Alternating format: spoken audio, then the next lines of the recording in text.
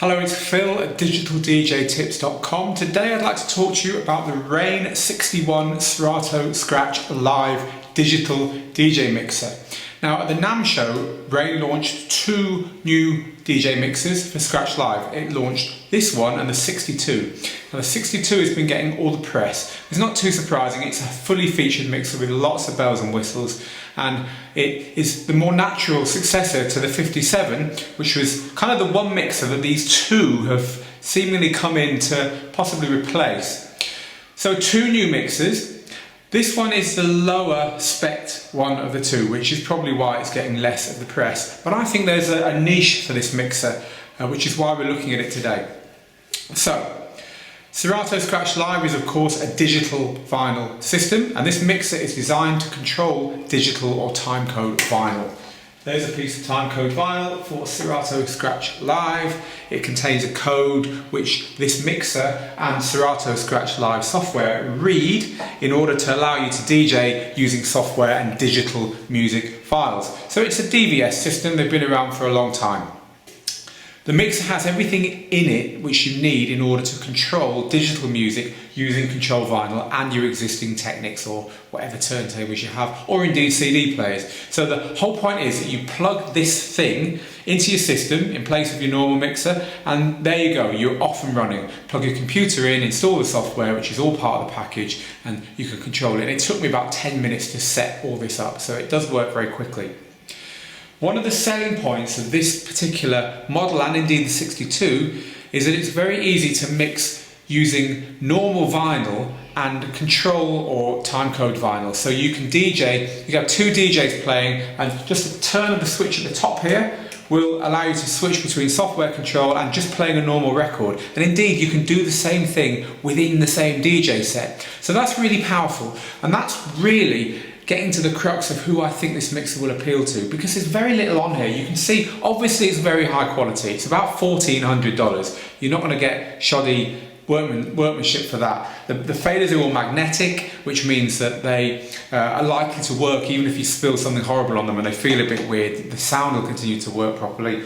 There's all the bells and whistles that a scratch DJ might require. Everything's loose, of course, but there is contour for all the faders. You can reverse all the faders. The controls are all loose and feel really nice. The buttons are all backlit, and they feel there's a very small amount of give in the buttons. They just work without having to push them very fast. So it's very responsive, and these controls here cut each channel. Just touch it, tap it away from central, the channel cuts, release it, the channel's back again, just like the old toggle switches used to be back in the 90s on analog mixers. So, you know, it's got all the stuff that you would expect on a high-end two-channel mixer. Decent VU meters for all the channels and the master output, really good microphone channel, decent auxiliary through, and a booth monitor, which is actually called Session, but it's the same thing. And obviously around the back there's all the balanced outs and so on. But the feature that will appeal to people who are coming from normal vinyl is that simplicity, is the fact that it's got all that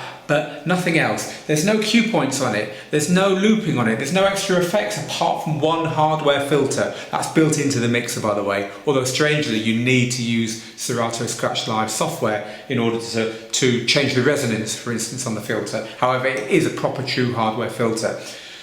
But it's a simple mixer. It just does what a two-channel mixer should do. Really simple switching between digital and analog. So if you're coming from the vinyl mixing world and you want to incorporate digital music because you can't buy everything on vinyl anymore, and because you know you've got to move forward, but you're really a Luddite, you're not interested in cueing and in looping and in extra effects and so on, this is going to cover you. It's going to give you everything you need. You know, these Technics here are 15 years old, they're probably going to last for another 15 years.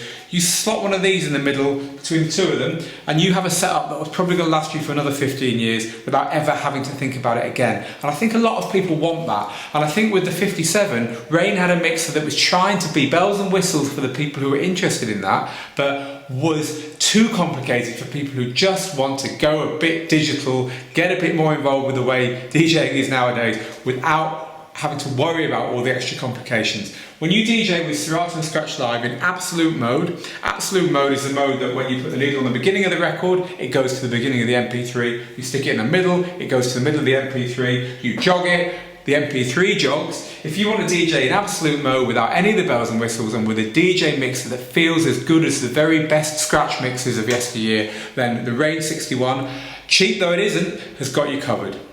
So there's our quick overview of the Rane 61 for the Serato Scratch Live, and you can read the full text of this review at digitaldjtips.com/Rane-60-1, and that's all spelt out in words. Thank you for watching.